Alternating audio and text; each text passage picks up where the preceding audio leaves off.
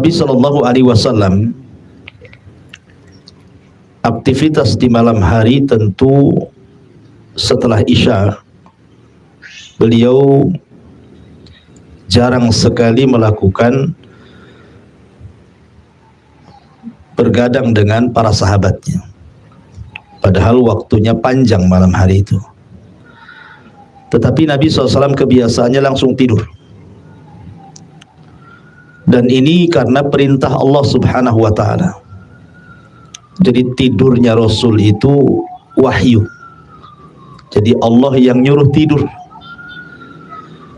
Makanya kenapa tidurnya Nabi Shallallahu Alaihi Wasallam jadi mukjizat tersendiri. Dan itu difirmankan di dalam Al-Quranul Karim di dalam surah Al-Muzammil. Ya ayyuhal muzammil qumil laila illa qalila nisfahu aw inqus minhu qalila aw zid alaihi warattilil qur'ana tartila. Di sini Allah Subhanahu wa taala mengatakan nisfahu aw inqus minhu qalila. Jadi Nabi Shallallahu Alaihi Wasallam dibimbing oleh Allah Subhanahu Wa Taala untuk tidur itu minimalnya separuh malam, dan separuh malamnya lagi bangun. Nisfahu artinya separuhnya, separuh malam tidur, separuh malam bangun. Auzid alaihi, atau boleh menambah dari separuh ditambah sedikit menjadi 2/3 malam. Kemudian 1/3 malamnya bangun. Jadi tidurnya Nabi Shallallahu Alaihi Wasallam itu separuh malam atau 2/3 malam. Jadi dua sifat di situ disebutkan dalam surah Al-Muzammil itu. Bahkan Nabi Shallallahu Alaihi Wasallam sampai kemudian mengatakan kepada para sahabatnya, sangat dibenci tidur setelah maghrib dan bergadang setelah Isya, kecuali karena ada tamu, karena ada ta'lim mungkin ya, atau karena bercengkrama dengan keluarga gitu ya. Tapi selebihnya Nabi Shallallahu Alaihi Wasallam tidur. Ya, sesekali terkadang Rasul keluar di malam hari untuk melihat kondisi kota Madinah. Seperti contohnya Nabi SAW pernah keluar di malam hari, kemudian berhenti di salah satu rumah dari rumah-rumah para sahabat Nabi. Di rumahnya siapa? Abu Musa al-Ash'ari radhiyallahu an. Dan kebiasaan kota Madinah di zaman itu, kalau di malam hari,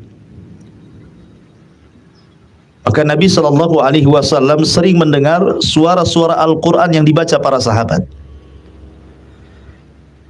Sehingga Nabi Shallallahu Alaihi Wasallam mendengar ada suara yang sangat indah sekali. Rupanya setelah didekati, yang membaca Al-Quran itu adalah Abu Musa al-Ash'ari. Saking indahnya Nabi Shallallahu Alaihi Wasallam tidak sadar, berdiam diri di samping rumah Abu Musa al-Ash'ari sampai mendekati subuh, sampai adzan pertama. Kemudian Rasulullah SAW di pagi harinya memanggil Abi Musa al-Ash'ari dan menceritakan bahwa dia semalam menguping bacaan Qur'annya. Nah, kalau Rasul ngajarkan nguping itu bacaan Quran, kalau kita nguping pula tetangga sedang bertengkar ini apa ini? Itu beda ngupingnya dengan Nabi itu ya. Jadi Rasul memuji Abu Musa al-Ash'ari, kemudian mengatakan kepada Abu Musa al-Ash'ari, ya Aba Musa qad utita, engkau sudah diberikan suara yang indah seperti mizmar min mazamiri ali Daud. Kamu suaranya seperti keluarga Daud kalau membaca Zabur. Ya, wajar Abu Musa al-Ash'ari punya suara seindah itu karena kabilah Asy'ariyun yang ada di Yaman itu terkenal bacaannya indah. Sampai-sampai Rasul itu bisa mengenali dalam peperangan itu walaupun gelap, di mana kabilah Asy'ariyun berkumpul, di mana kabilah-kabilah yang berkumpul tuh. Tahu, oh ini sebelah sini nampaknya Al-Asy'ariyun. Kenapa? Karena kebiasaan mereka suka baca Quran dan mereka memiliki suara khas. Jadi Rasul tahu sampai di tengah-tengah pasukan mana kabilah Asy'ari itu berada di situ. Dan itu sangat penting para pembaca Quran itu di tengah-tengah jihad, karena itu yang menentukan kemenangan. Ya. Artinya kembali ke tema bahwa Nabi SAW sekali-kali keluar, tetapi aktivitas Nabi SAW di permulaan malam biasanya tidur. Dan para ulama membahas tentang tidurnya Nabi SAW sebagai mukjizat. Kenapa? Karena kalau kita tidur di awal malam, itu akan membawa kesehatan badan walaupun hanya 4-5 jam. Bisa kita tanya ke dokter-dokter, pakar-pakar kesehatan, orang yang tidur setelah Isya bangun jam 1 gitu ya, dengan orang tidur jam 1 bangun jam 5. Ya, itu beda, rasa ke badan itu beda gitu ya. Pagi harinya itu kita masih lemas tuh kalau biasanya tidur di atas jam 12 itu, walaupun kadang-kadang sudah 10 jam tidur masih lemas tuh siangnya. Ya. Tapi kalau tidur di awal walaupun 5 jam, 4 jam itu siangnya tidak akan lemas. Artinya di sini ada rahasia mukjizat Rasul, tidurnya Rasul jadi mukjizat gitu ya. Dan itu sangat dianjurkan bagi anak-anak muda yang kadang-kadang bertanya, saya kok susah kali ya bangun subuh ya. Bukan ditanya kapan bangun, kapan tidur kan itu ya. Kalau kapan bangun ya, karena bangun itu kan disesuaikan dengan tidur ya. Kalau tidurnya di atas jam 12 ya memang agak sulit bangunnya. Tapi kalau seandainya tidurnya ba'da Isya, tidak perlulah 3 handphone dipasang alarm tuh. Pasti bangun sendiri tuh. Ya, karena sudah kecapean juga tidur pada Isya gitu ya. Pasti bangun itu, entah bangun mau kencing mau apa gitu ya. Artinya apalagi orang sudah punya azam pengen bangun tidur malam, maka orang ini akan diberikan taufik. Artinya Nabi SAW tidur di permulaan malam, separuh dia bangun, atau 2/3 dia tidur, sepertiganya dia bangun. Dan kebiasaan Nabi SAW sebelum tidur, biasanya Nabi SAW beliau berwudu, kemudian mengebutkan tempat tidurnya dengan ujung sarungnya, kemudian beliau berdoa dengan adhkarun naum, namanya zikir-zikir tidur, seperti membaca akhir surah Al-Baqarah, Amanar Rasul, kemudian ayat kursi, Allahu la ilaha illa huwal hayyul qayyum. Terkadang membaca muawwidhataini, qul a'udzu birabbin nas, qul a'udzu birabbil falaq, kemudian mengusap-ngusapkan tangannya dari ujung kepala sampai kaki gitu ya. Kemudian doa tidur yang lainnya, baik yang panjang ataupun yang pendek. Yang pendek ya mungkin sudah hafal ya. Kalau yang panjang seperti Allahumma inni aslamtu nafsi ilaika wa alja'tu dhahri ilaika, dan begitu seterusnya. Kenapa manfaatnya orang berdoa sebelum tidur itu? Karena Nabi SAW menjelaskan, di antaranya orang yang membaca doa Allahumma inni aslamtu nafsi ilaika sampai akhir hadis dari Bara bin Azib radhiyallahu anhu itu, kalau seandainya Allah takdirkan di pagi hari kita bangun, maka kita akan dibangunkan di atas fitrah. Kita akan dibangunkan di atas kebaikan. Tetapi kalau kita diwafatkan, maka kita diwafatkan di atas fitrah. Fitrah itu artinya kita akan diampuni dosa-dosanya gitu maksudnya. Karena orang yang berwudu, kemudian berdoa, kemudian tidur, maka ketika tidur itu, di samping kiri kanan itu ada malaikat.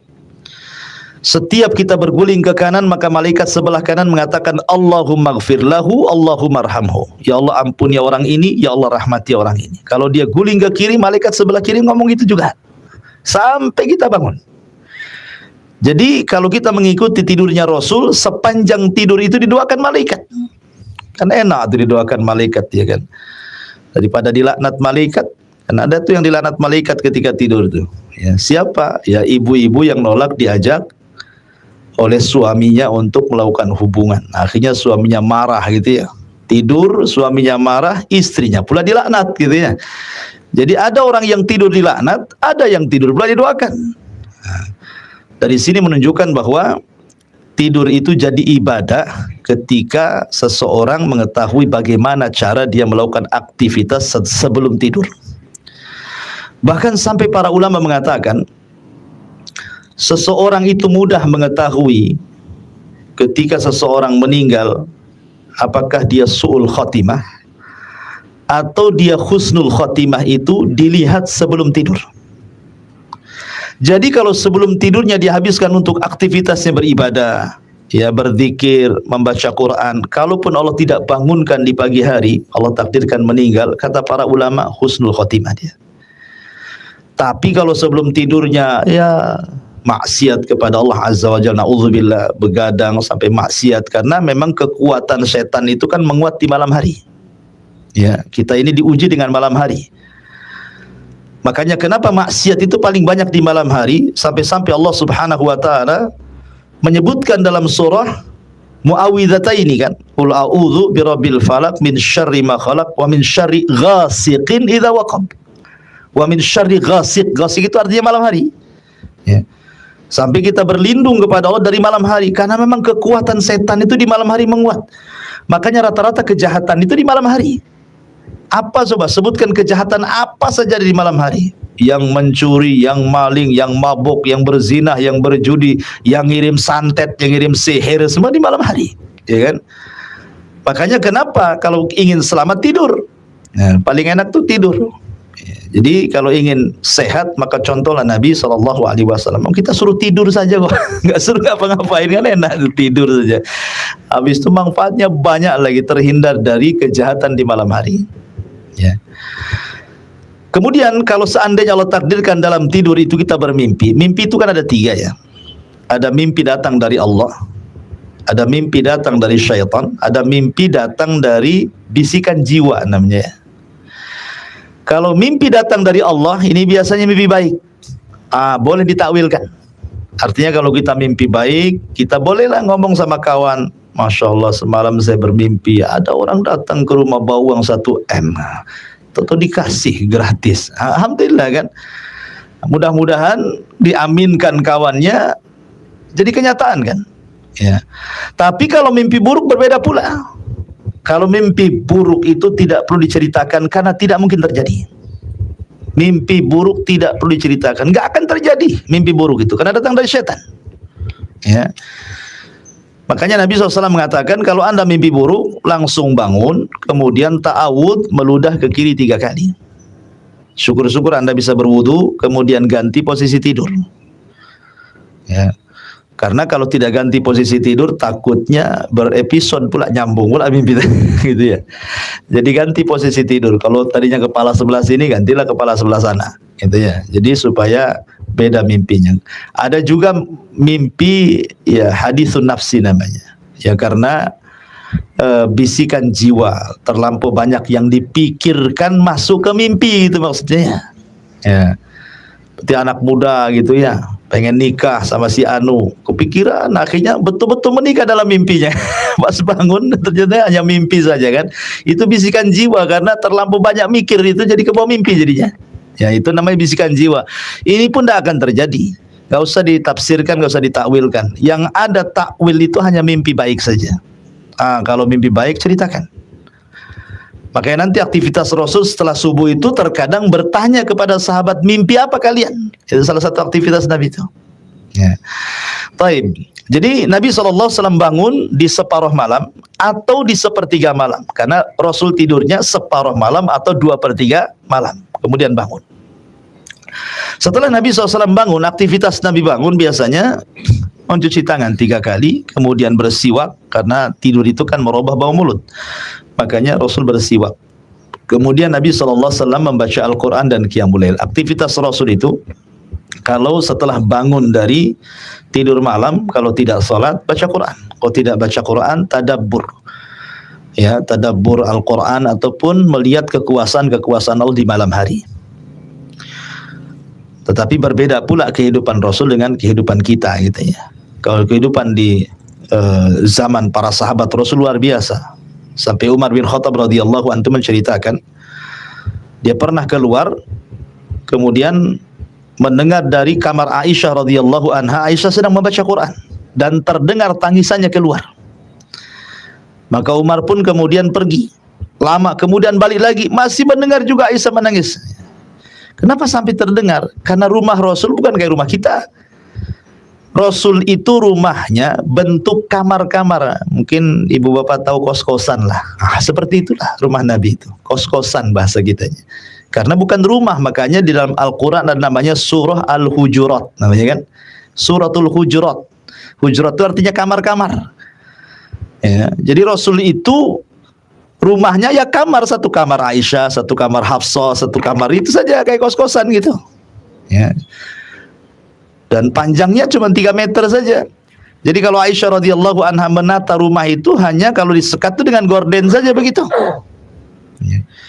Luar biasa ya, cuma satu kamar saja ya. Kita ini kadang satu rumah nak berapa kamar itu ya. Satu untuk kita, 10 kamar untuk jin biasanya. Kebanyakan kamar gitu ya. Kurang di bawah, naikkan lagi ke atas. Naikkan lagi ke lantai 3, la haula wala quwata illa billah. Jadi ini menunjukkan bagaimana kesederhanaan kehidupan Rasul. Makanya Umar bisa mendengar Aisyah radhiyallahu anha membaca Quran dan menangis. Namanya satu kamar saja gitu ya. Kehidupan Rasul sederhana. Apalagi juga rumahnya bukan kayak kita, rumah tembok kan. Atapnya genteng gitu. Rasul atapnya pakai pelepah kurma. Jadi kalaupun ada orang ngomong ya kedengaran keluar gitu ya. Kalau dia kencang. Intinya bahwa Nabi SAW hari beliau terkadang sholat malam, dan itu kewajiban bagi Rasul sholat malam.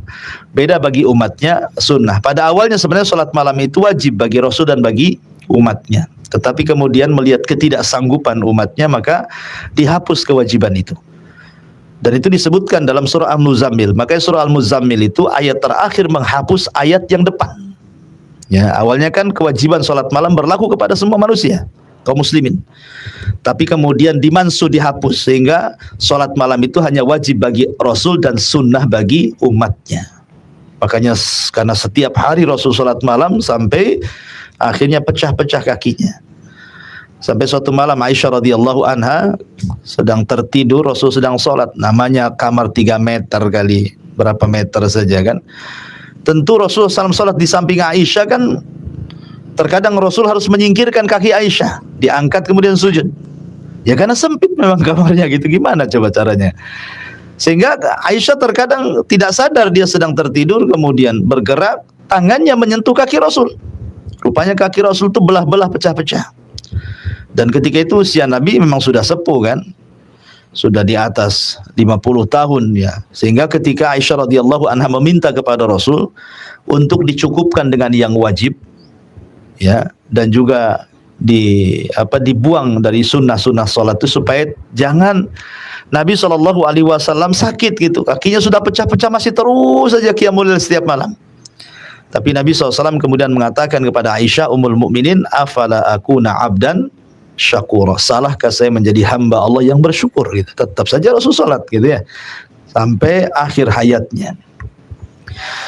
Taib, ini aktivitas Nabi SAW di malam hari. Lah Nabi SAW apabila mendekati waktu subuh, subuh itu ada 2 azan.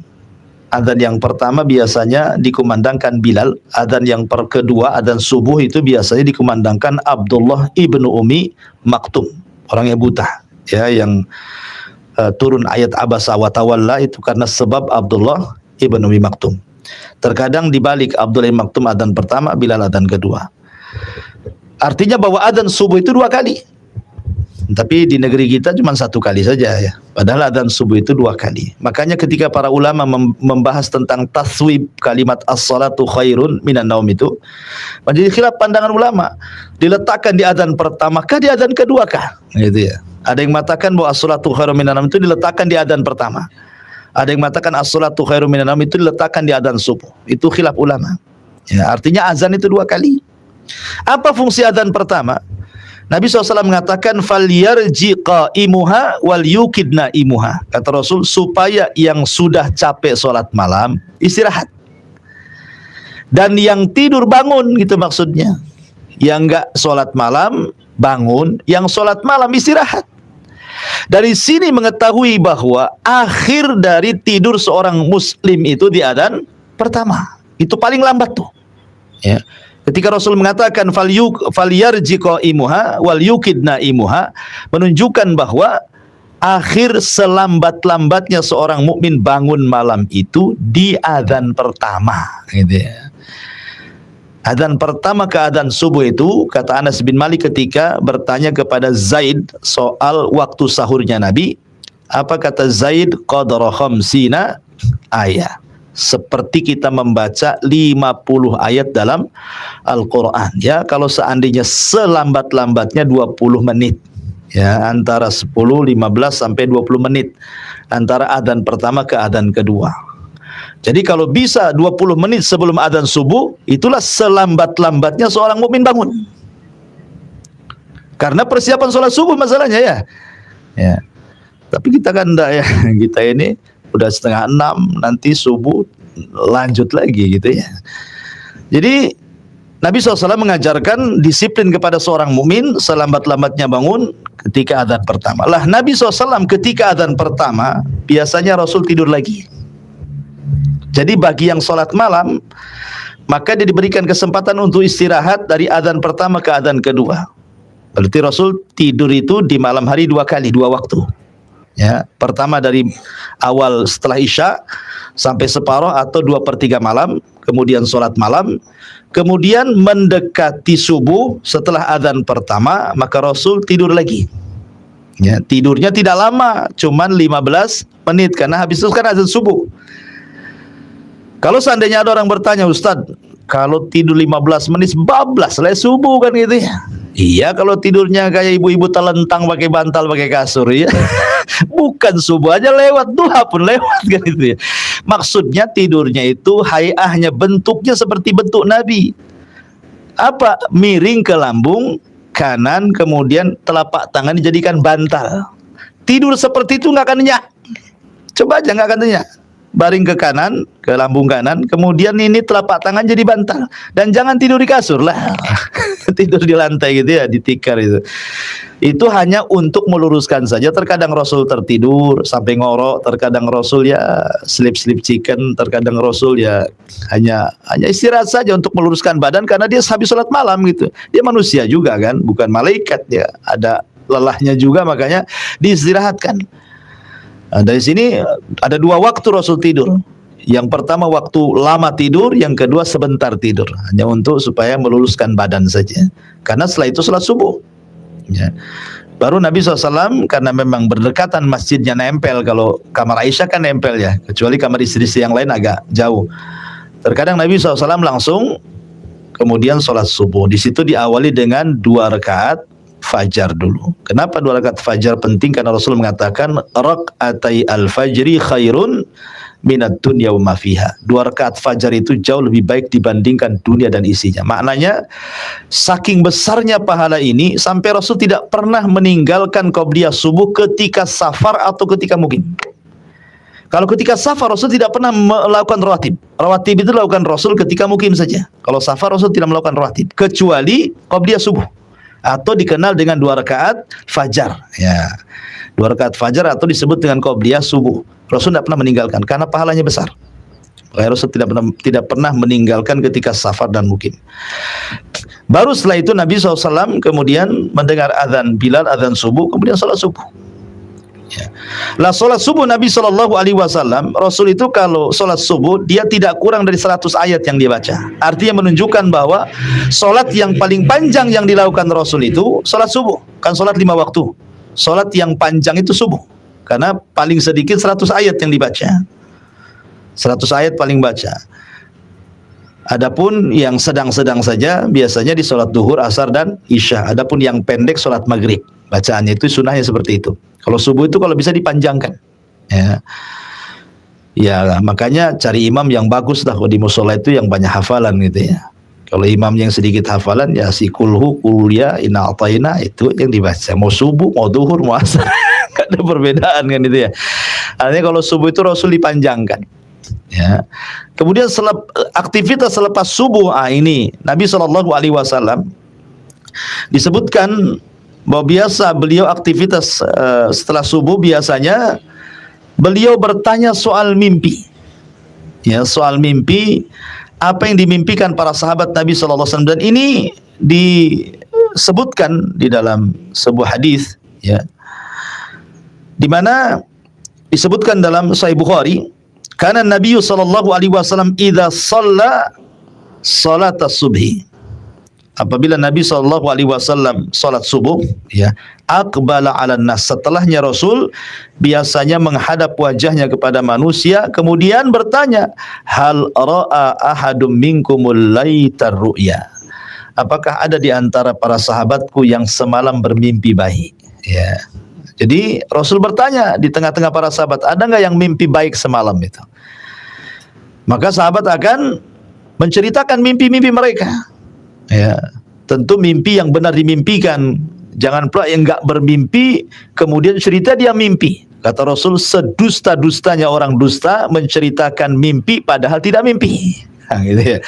Itu sedusta-dustanya orang dusta. Nah, jadi kalau mimpi baik cerita. Kata Rasul, kamu mimpi apa semalam? Oh, mimpi ini Rasul. Alhamdulillah, takwilkan sama Nabi. Karena Rasul itu ahli takwil mimpi.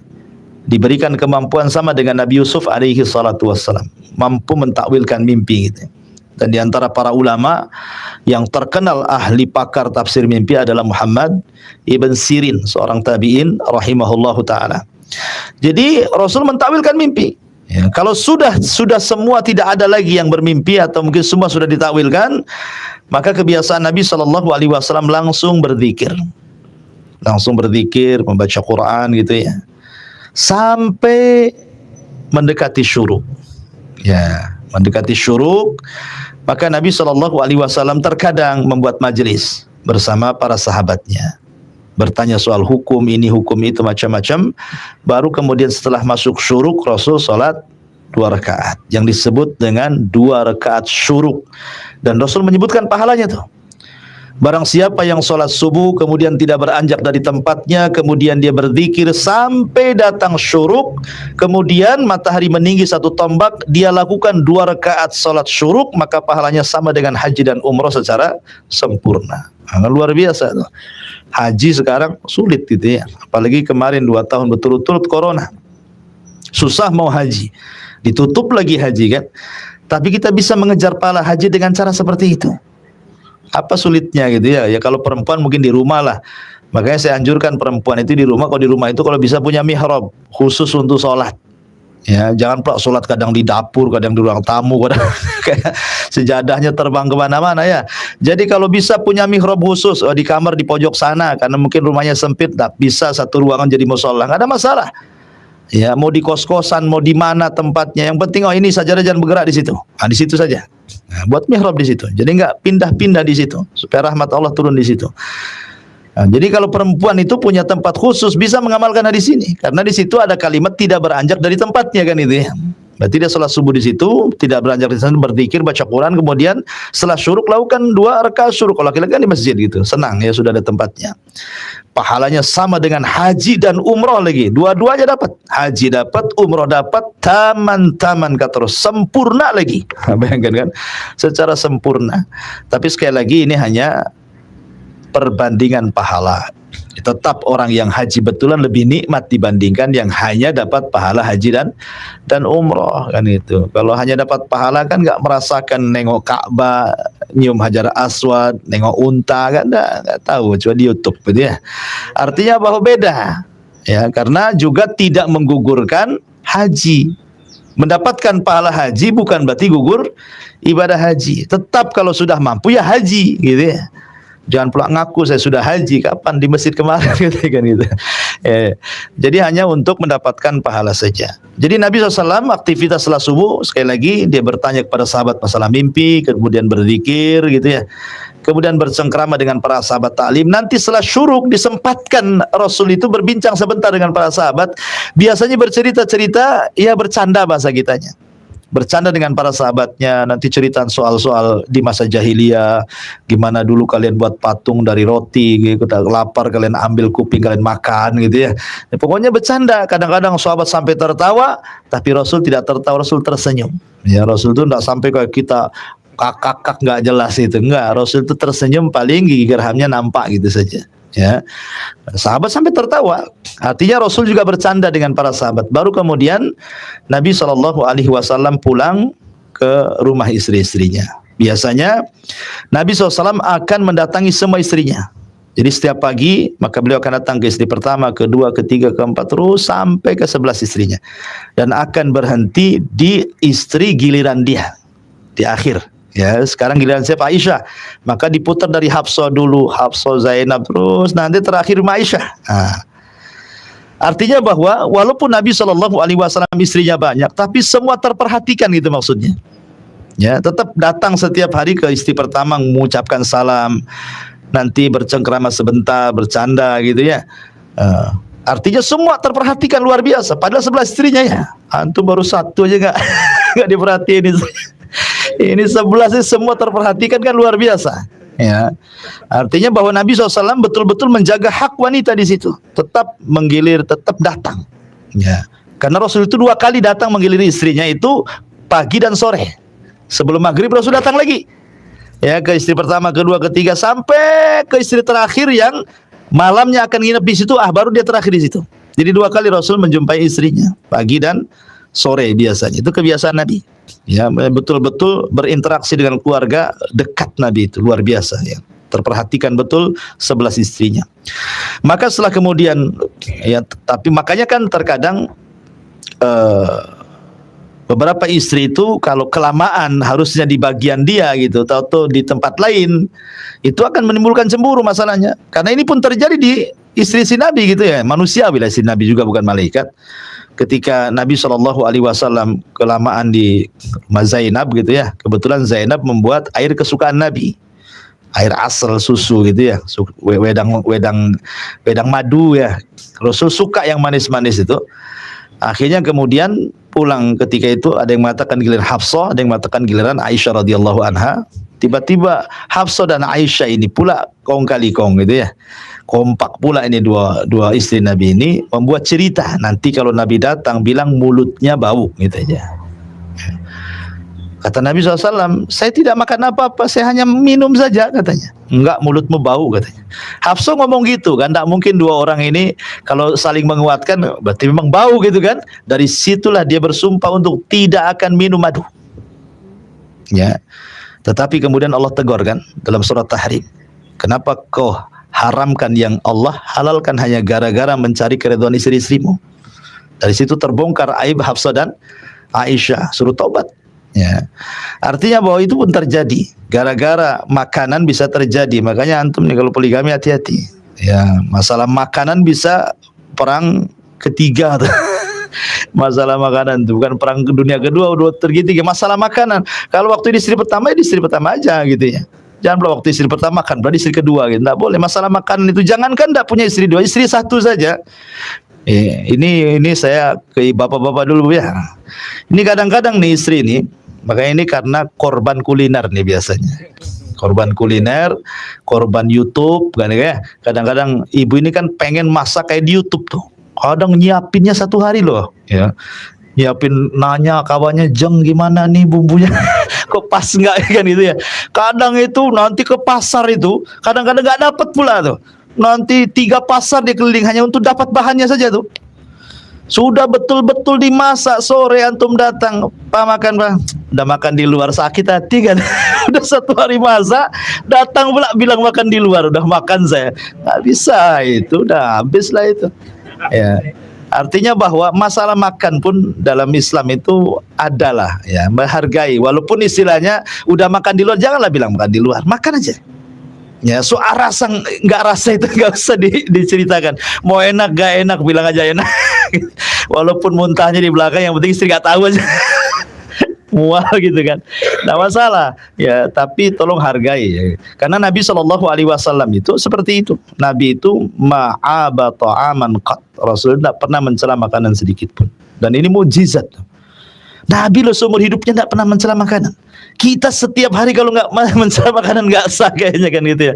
Makan di sini, apa ini? Gak usah diulangi Pak, gitu ya.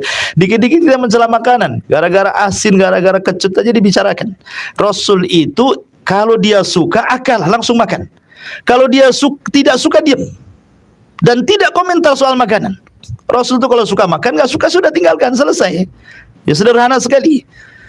Karena Nabi SAW itu tidak mengajarkan istri itu harus masak macam-macam, tidak. Makanya Rasul kalau pagi hari ini habis subuh datang ke rumah Aisyah ke istrinya, pertanyaannya sederhana, hal indakum syai'un? Syai'un di nakirah dalam bahasa Arabnya. Nakirah itu umum artinya. Ya. Tidak menggunakan alif lam, asyai tidak, pakai tanwin, syai'un. Apakah ada sesuatu? Nah, kalimat sesuatu ini apapun mau yang dimasak istri, apa saja Rasul makan, gitu maksudnya.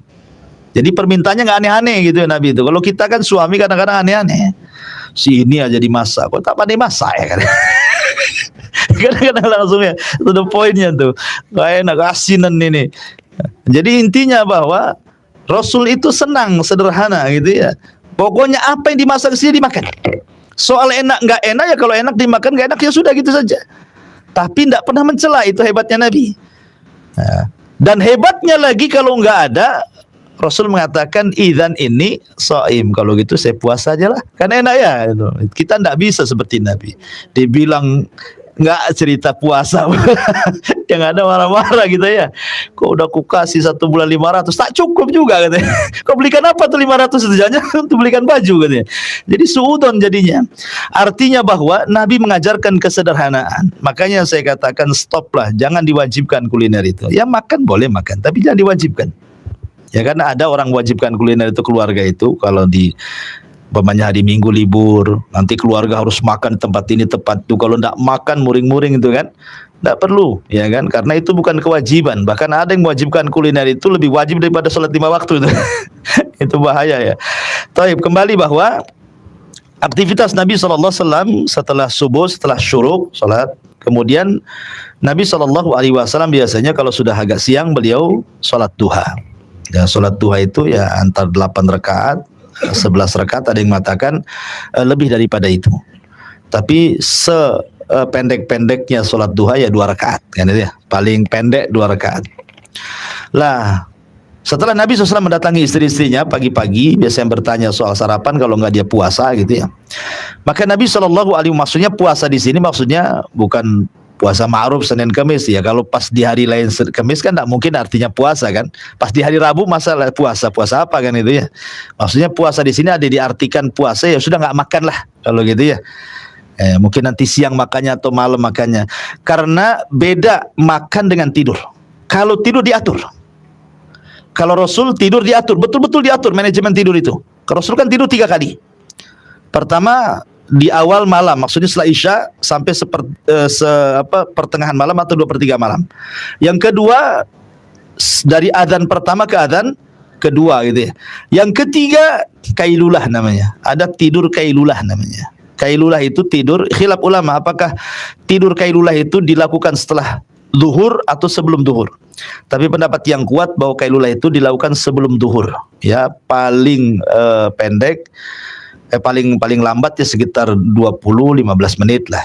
Ya, nggak sampai 1 jam kailulah itu. Ya, kalau yang di kantor atau yang kerja di luar ya bisa tidur berbaring di kursi gitu ya, di meja sambil pokoknya disempatkan. Dan subhanallah tidur kailulah ini sampai diteliti. Diteliti sampai ke barat sana. Kenapa dalam Islam itu ada perintah kailulah gitu ya? Di mana Rasul mengatakan kilu fa inna syaitana la yakil, dalam hadis yang disahihkan oleh Syekh Nasir Al-Albani rahimahullah. Rasul mengatakan kilu fa inna syaitana la yakil. Tidurlah siang karena setan tidak pernah tidur siang. Sampai diteliti hadis ini. Apa hikmah tidur siang itu? Maksudnya tidur sebelum zuhur itu hanya 15 menit sampai 20 menit, ya. Rupanya kesehatannya luar biasa gitu. Sampai-sampai Barat meneliti orang yang membiasakan tidur sebelum zuhur itu maka terhindar dari penyakit jantung dan tidak akan mati stroke. Ya, itu salah satu manfaatnya. Tapi banyak lagi. Ya, ini salah satu manfaatnya saja, tidak mudah terkena stroke kalau orang tidur sebelum zuhur walaupun hanya 10-15 menit. Ya, itu disebut kailulah disebutnya. Manfaatnya luar biasa. Kenapa? Karena aktivitas kita dari pagi sampai siang itu lelah. Ya, makanya kemudian ada istirahat di situ, tidur namanya kailulah sebelum zuhur. Kemudian manfaatnya juga bagi orang-orang yang biasa begadang di malam hari, dia sudah ada stok kan gitu ya, nggak ngantuk lagi karena walaupun tidur siang walaupun hanya 20 menit itu sudah puas tuh biasanya. Ya. Tetapi bagi kita umat Islam, mau barat mau timur, meneliti soal kesehatan, kita yakin bahwa apapun dilakukan Nabi itu pasti mujizat di situ. Kita tidak perlulah nengok-nengok barat baru dilakukan, baru dengar barat, oh penting juga berarti, bukan begitu kan itu ya. Kita mengikuti perintah, kata Nabi kalulah ya kalulah, gitu, selesai. Apalagi setelah diteliti makin kuat lagi bahwa ini wahyu dari Allah. Ya, sampai artinya kalau soal tidur memang Rasul betul-betul mengatur gitu. Tapi kalau soal makan kan Rasul tidak ngatur. Nggak ngatur Rasul itu pagi makan, siang makan, sore makan. Kayak kita ini ada jadwalnya makan tuh. Ya, warung pun ada jadwalnya. Minggu ini di warung ini, terakhir di warungnya Pak Edi, kan? Kan kita nggak juga kan. Jadi intinya bahwa makan nggak diatur sama Islam, nggak diatur sama sekali. Orang makan itu hanya sekedar untuk menyehatkan aja, untuk supaya kita nggak lemes saja. Jam berapa saja nggak ada aturan makan. Rasulullah hanya mengatur cara makannya saja. Baca basmalah, tangan kanan pakai 3 jari gitu ya. Kemudian ngunyahnya agak lama gitu, biar tidak merusak usus lambung. Hanya itu aja. Tapi waktu-waktu makan kan nggak diatur. Lain dengan tidur. Kalau tidur kan sudah diatur tuh waktu-waktunya kan. Menunjukkan bahwa tidur itu penting sekali. Padahal paling enak itu ya perintah tidur sebenarnya. Itu aja nggak mau kita ikut cara tidur Nabi. Maunya cara tidur kita aja. Cara tidur kita tidur bangkai lah. Nggak bangun-bangun kan itu ya. Jadi kalau kita mengikuti cara tidur Nabi sehat. Makanya Rasul itu subhanallah sudah tua kan. Dia kan istrinya banyak itu di atas 50 tahun baru dia berpoligami kan. Dan itu 11. Belum lagi dia pemimpin negara, pemimpin perang, pemimpin keluarga, pemimpin anak-anak. Dia macam-macam kegiatan Rasul. Tapi tidak ada ceritanya Rasul sakit. Hebat loh. Makanya ulama meneliti sampai mengeluarkan kitab namanya Tibun Nabawi. Ya. Saking sehatnya Rasul itu, kenapa Rasul sehat? Nggak pernah sakit, pada aktivitasnya banyak. Sampai ulama meneliti gitu ya. Oh rupanya kehidupan Nabi itu memang membawa kesehatan. Artinya mukjizat semuanya. Ya. Taib. Jadi kemudian amalan Nabi SAW setelah itu baru sampai siang. Itulah aktivitas Nabi mentarbiyah para sahabatnya. Makanya Nabi itu kan di Madinah tidak lama, hanya 10 tahun kan. Di Madinah 10 tahun, 13 tahun di kota Mekah. Maksudnya setelah diangkat jadi Nabi dan Rasul. Kalau sebelum diangkat jadi Nabi dan Rasul, ya Rasul 53 tahun di Mekah. Baru ke Madinah 10 tahun, di umur 63 meninggal kan. Artinya Rasul itu di 10 tahun di kota Madinah mentarbiyah para sahabat dari pagi ya sampai sore itu. Makanya Islam itu tidak perlulah belajar parenting ke barat, tidak perlu. Ya. Islam itu kalau belajar parenting ke Nabi saja. Karena apa? Setelah wafatnya Nabi, apapun yang dihajatkan umat ada pada para sahabatnya. Pakar semua sahabat ini. Mau pakar apa aja ada pada di para sahabat. Mau pakar fikih, pakar Quran, pakar semua pakar para sahabat itu. Siapa yang didik? Nabi. Hanya 10 tahun di kota Madinah. Tapi ketika Rasul meninggal, semua sudah ada pakarnya semua. Menunjukkan apa? Ini kan ilmu parenting namanya kan. Artinya kalau belajar parenting sama Nabi, ketika Nabi meninggal, semua sudah ada gantinya. Luar biasa gitu. Kita belajar parenting ke barat, nengok apalah orang barat nih. Ya, sudah Islam itu sudah sempurna. Nabi itu orang yang paling sempurna itu. Lihat, jadi semua sahabatnya nggak ada yang gagal. Pendidikan Rasul itu semua jadi. Ya, luar biasa kehidupan Nabi itu ya. Ma'asyiral muslimin wal muslimat rahimani wa rahimakumullah. Lah di antara kesibukan Nabi SAW dari pagi sampai sore, terkadang Nabi SAW yatafaqqad ahwalal muslimin fi aswaqihim. Terkadang Nabi SAW masuk ke pasar ya. Dulu kaum muslimin tidak punya pasar. Pasar di Madinah itu dikuasai oleh Bani Qunaiqah. Yahudi terbesar di Madinah kan Bani Qunaiqah. Di sana ada Bani Nadir, ada Bani Quraidah. Di sana ada kabilah-kabilah selain 3 kabilah ini. Yahudi juga, tetapi bukan dari luar, Yahudi Arab. Karena lamanya interaksi orang Arab dengan Yahudi, akhirnya ikut Yahudi. Ya, banyak kabilah-kabilah kecil Yahudi, tapi dari Arab. Kalau 3 kabilah ini, Qunaiqah, Nadir, dan Quraidah ini semua dari luar, yang memang hijrah ke kota Yathrib, kemudian menetap di Yathrib. Lah, yang paling besar itu Bani Qunaiqah. Dia menguasai perekonomian Madinah sampai punya pasar. Pasar besar sekali. Jadi yang menguasai ekonomi di kota Madinah itu orang-orang Yahudi sebelum Rasul hijrah. Ya. Tetapi karena Rasul melihat Di pasarnya orang Yahudi itu banyak kecurangan sehingga turun ayat wailul lil mutaffifin alladzina idza qtalu 'alan nasi yastawfun wa idza kaluhum aw wazanuhum yukhsirun. Ayat ini kan turun bicara tentang pasarnya orang-orang Yahudi yang ada di kota Madinah. Celaka bagi orang-orang yang mutaffif. Yang kalau jadi penjual dikurangi, kalau jadi pembeli mau ditambah. Kemudian banyaknya riba, banyaknya zalim, macam-macam. Akhirnya Rasul berinisiatif untuk membuat pasar. Subhanallah, pasarnya samping pasarnya Yahudi. Ya kalau sekarang kan itu ya sebelah-sebelahan gitu ya. Rasul itu supaya apa? Bersaing. Subhanallah, dalam 2 tahun gulung tikar pasarnya Yahudi itu. Kok bisa? Ya kan? Padahal ini pasar kecil awalnya. Karena yang memainkan di pasar Rasul itu bukan orang biasa. Mereka pakar-pakar dagang. Orang-orang Mekah kan pakar dagang itu. Abu Bakar, Umar, Utsman, Abdurrahman bin Auf, semua sahabat yang hijrah dari Mekah ke Madinah itu semua pakar dagang. Kalau orang Madinah memang bukan pakar dagang, mereka pakar perkebunan, mereka asli di kebun kurma saja kan. Mereka nggak pakar ekonomi. Yang pakar ekonomi orang Mekah. Jadi Rasul itu melihat skill orang, makanya penting kita memberdayakan orang. Ini ahlinya di mana gitu ya. Ya, ahlinya di dagang, makanya Rasul buatkan pasar tuh. Dan Rasul ingin menerapkan bagaimana pasar Islam. Betul-betul Rasul ingin mendobrak, beginilah Islam loh membuat pasar. Makanya Nabi SAW langsung membuat pasar persis di sebelah Bani Qunaiqah. Dan dihapuskan semua kecurangan yang ada di pasar-pasar Yahudi dan diterapkan Islam di pasar kaum muslimin. Salah satu contohnya, siapa yang datang umpamanya kan, maka dia yang berhak menempati tempat itu. Jadi nggak ada kayak zaman sekarang kios-kios di pasar-pasar ini sudah kaplingnya si anu, nggak ada di zaman Nabi. Siapa yang datang duluan dia menempati tempat itu gitu maksudnya. Dan nggak dipungut pajak. Kalau sekarang pasar malam ada pajaknya itu kan. Antum datang di situ 10.000, 15.000 satu malam kan. Nggak boleh dipungut pajak. Siapa yang datang menempati di situ dan tidak bayar. Kemudian Nabi SAW menghapuskan tatfif dalam pasar, tidak boleh. Justru Rasul menganjurkan untuk sedekah. Jadi kalau ada orang beli sekilo tambah 1 on. Itu maksudnya.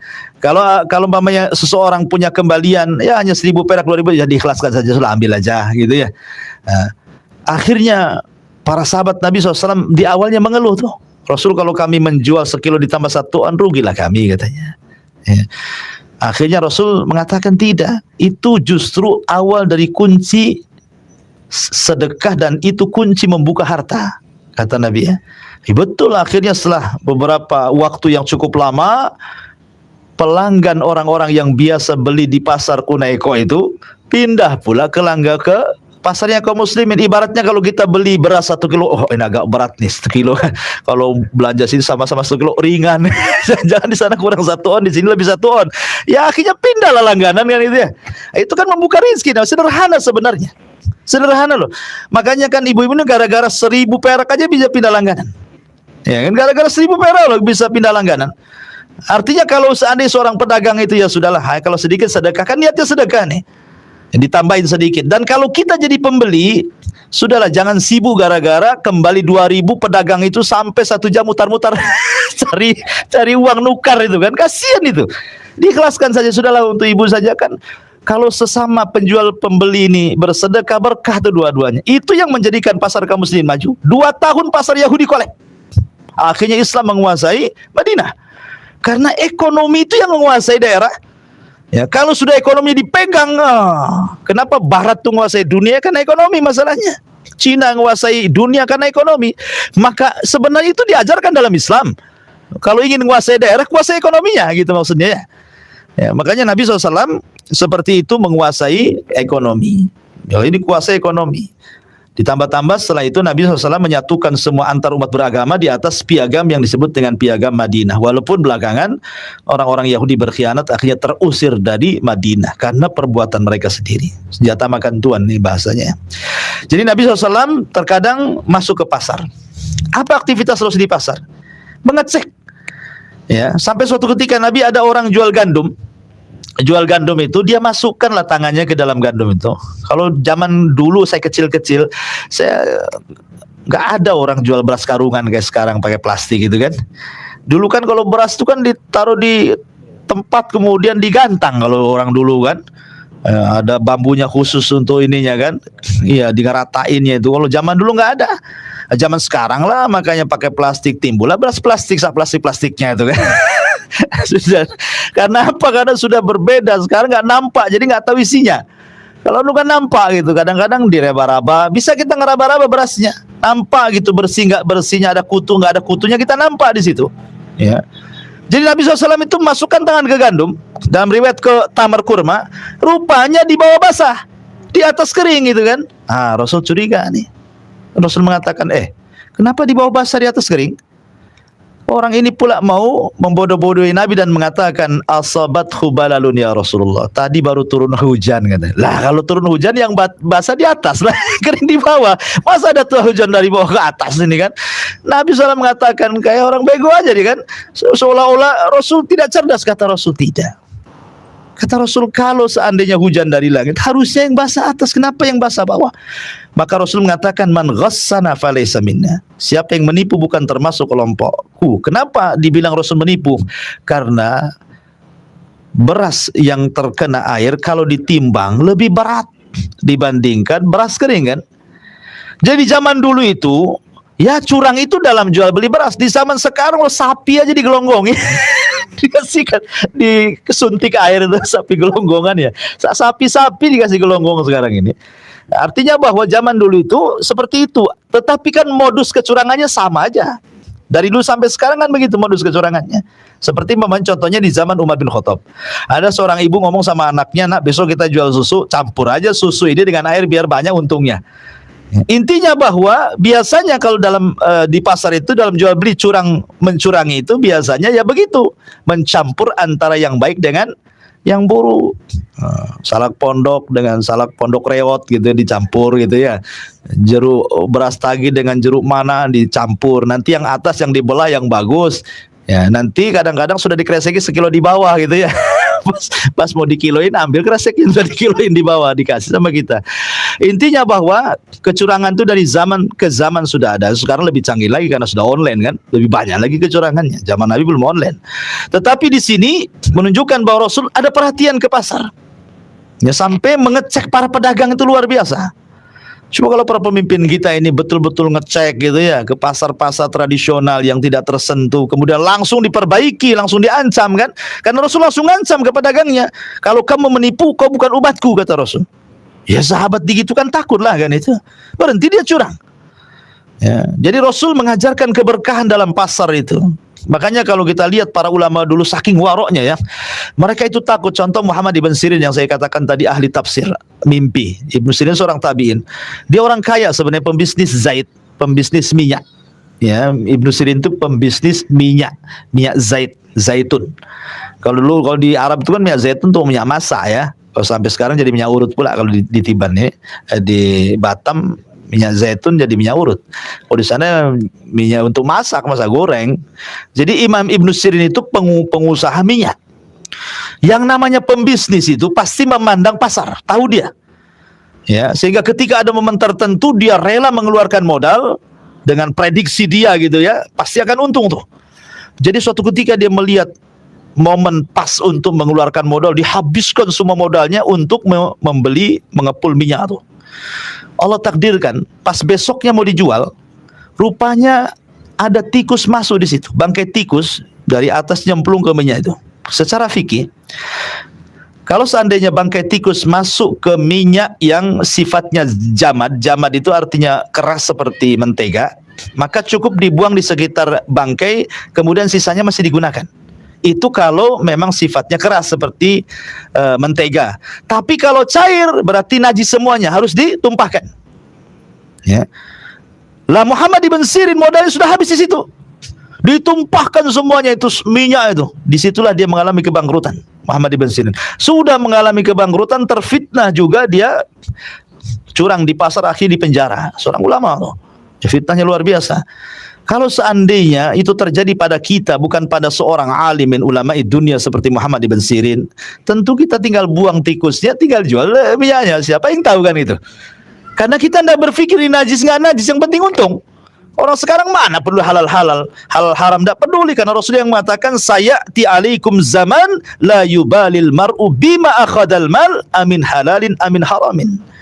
Akan datang zamannya di mana orang mengambil harta tidak perlu halal haram tuh. Yang penting dapat duit. Tapi Muhammad ibn Sirin seorang ulama, Ya, ini najis, tidak mungkin saya menjual barang najis kan? Ditumpahkan semuanya. Begitulah amanah jual beli itu seperti itu. Bahkan Abu Hanifah pernah mengatakan kepada Bishr itu pembantunya, untuk mengirim kain sutra. Dia bilang, kirimlah kain sutra ini ke Basrah. Di sana ada yang mau beli. Karena Abu Hanifah itu kaya, dia penjual kain, ngikuti bapaknya. Ya, sekaya-kayanya Imam Madhab itu Abu Hanifah tuh, karyawannya banyak, tapi tidak menghalangi dia jadi ulama kan itu Abu Hanifah, bahkan punya madhab Hanafiyah namanya. Jadi dia ngomong sama Bishr, nanti kalau sampai di Basra, kata Abu Hanifah, ini ada beberapa kain ada cacatnya nih. Kamu jelaskan sama orang ini ada cacatnya, jangan tidak dijelaskan.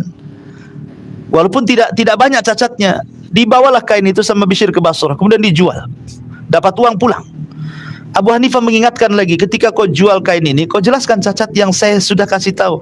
Bishr mengatakan, astagfirullah, lupa saya imam, katanya. Apa yang terjadi, kata Abu Hanifah? Berapa sini uang keuntungan dan modalnya?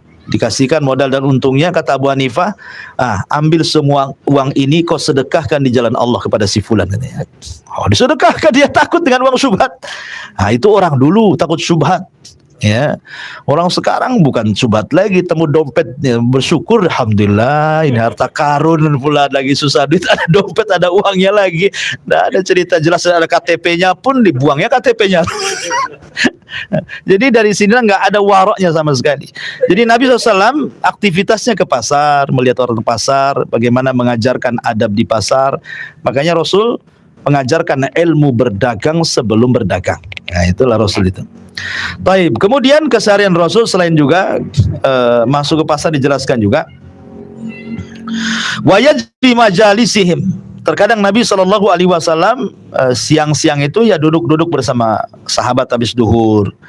Ya biasa, kadang-kadang sahabat itu kan banyak masalah keluarga, tanya soal keluarga, masalah ekonomi, tanya soal ekonomi, masalah pribadi, tanya soal pribadi. Pokoknya keluhan-keluhan sahabat siang itu ditampung oleh Nabi SAW.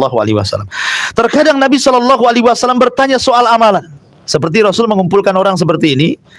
Kemudian Rasul mengatakan, siapa yang hari ini sedekah? Gitu ya.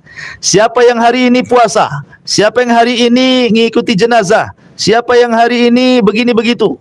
Biasa Rasul bertanya seperti itu. Untuk apa? Memberikan semangat para sahabatnya.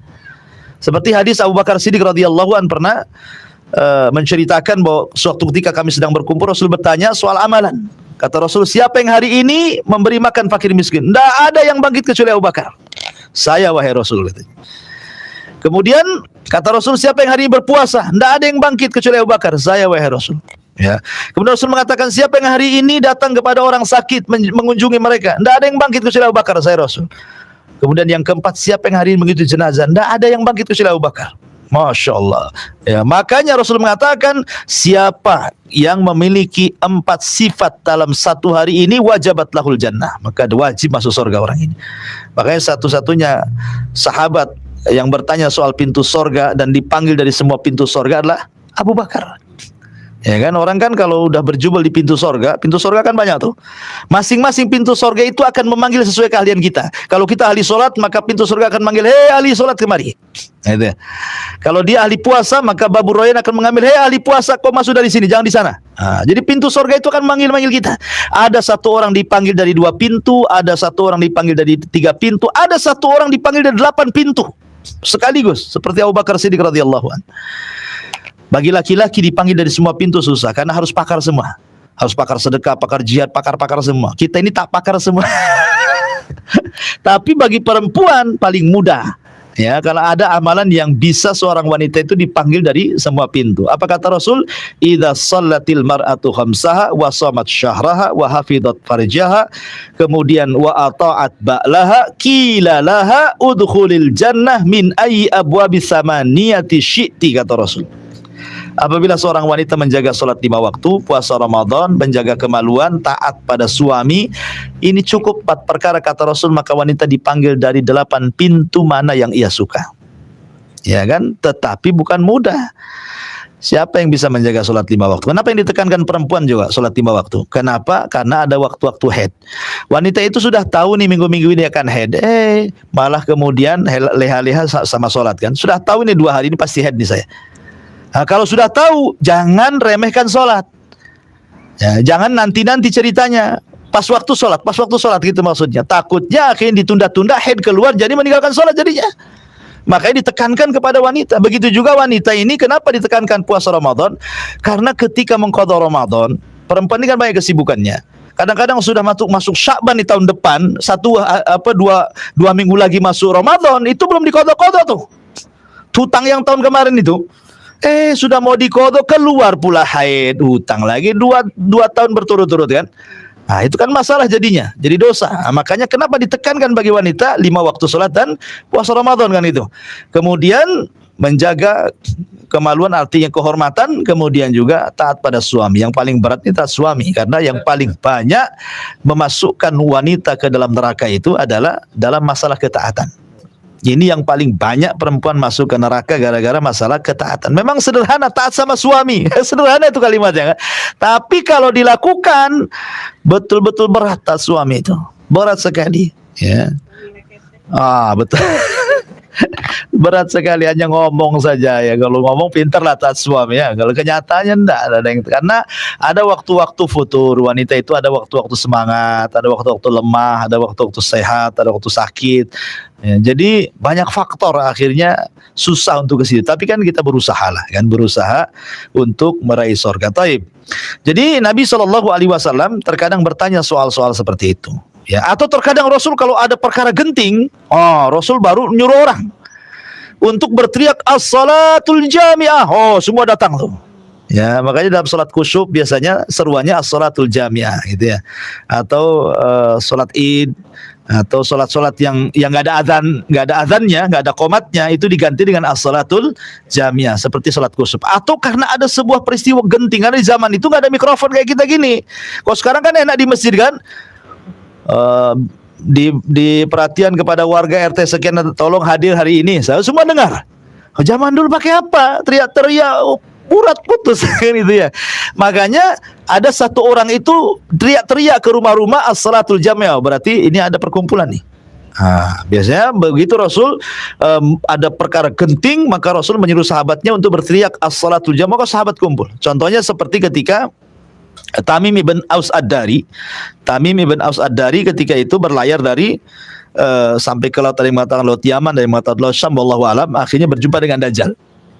Kemudian pulang, akhirnya dia ingin masuk Islam, ya kan? Kemudian dengan ingin masuk Islam, dia menceritakan kepada Nabi SAW soal perjalanannya, bahwa dia melihat pulau, di dalam pulau ada binatang berbulu, setelah itu dapat menemui orang yang dirantai dan begitu seterusnya. Kemudian Rasul mengatakan, tahukah kamu wahai Tamim siapa dia? Kata Tamim, enggak tahu. Itulah Dajjal. Karena ada cerita yang penting, maka Nabi SAW sebelum zuhur itu ngumpulin orang tuh sampai dia lupa tidur kailulah saking senangnya, karena Tamim ibn Aus Ad-Dari ingin masuk Islam. Ya, kemudian menceritakan kisah Tamim dan dibenarkan oleh Nabi. Satu-satunya Rasul meriwayatkan dari sahabat, inilah Tamim ibn Ad-Dari. Biasanya kan sahabat meriwayatkan dari Nabi. Ini enggak, Nabi meriwayatkan dari Tamim, disampaikan kepada para sahabat gitu ya. Nah, itu terkadang Rasul memang kalau ada hal-hal yang penting Rasul kumpulkan orang. Ya. Jadi seperti itu aktivitas Rasul, kadang-kadang ya datang ke undangan walimah, ya undangan akikah, atau terkadang Rasul datang ke undangan hanya meminta Rasul sholat di rumahnya. Seperti kisah Anas bin Malik. Ibundanya meminta Rasul datang ke rumah hanya untuk sholat sunnah di situ. Habis itu kasih makan balik. Jadi penting juga orang undang ke orang soleh itu datang ke rumah gitu ya. Biar dia sholat sunnah di situ atau makan di situ, itu bawa berkah itu. Ya. Makanya Rasul mengatakan sampai kepada masalah walimah pun seburuk-buruk makanan itu adalah makanan yang diundang orang kayanya kan itu ya, dan orang miskinnya tidak diundang. Maka kalau hendak tidak ada acara dan supaya berkah makanannya, kata Rasul, la taqul illa ma'a taqi, janganlah makan kecuali sama orang bertakwa. Enggak harus ustaz, enggak harus kiai, yang penting orang ini baik, taat, ahli ibadah gitu kan, ajak makan. Itu berkah tuh. Memang ada hadis yang dhaif ya, yang mengatakan bahwa ta'amul abriya daun wa ta'amul bukhala terbalik ya, ta'amul abriya dawa wa ta'amul bukhala daun, kata Rasul. Makanan orang yang baik, orang yang ikhlas itu akan jadi obat, dan makanan orang bakhil itu jadi penyakit. Ya, kalau ada orang bakhil ngajak makan, jangan mau pulang mencret nanti jadi penyakit.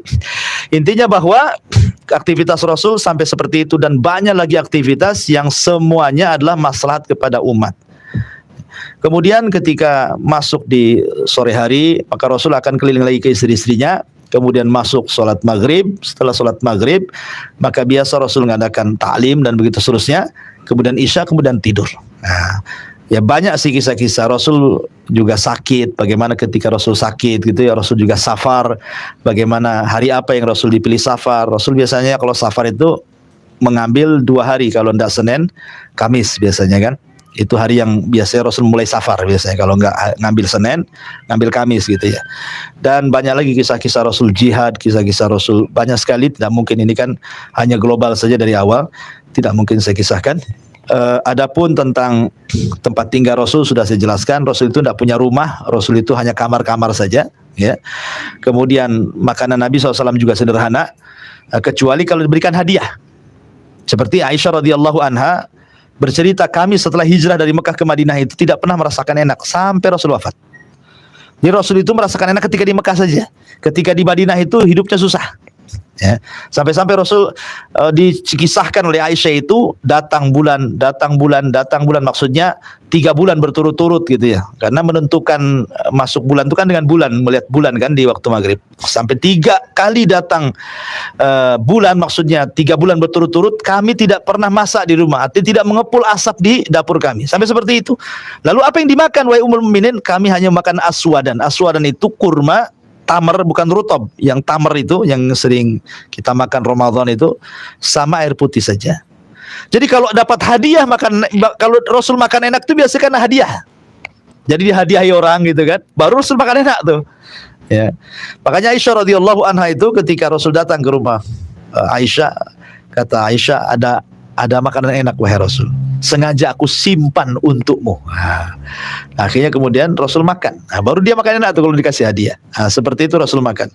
Dan Nabi SAW ya kalau makanan yang paling disukai ya tentu daging kambing. Itu pun tidak semuanya. Biasanya diambil katifnya, paha kambing.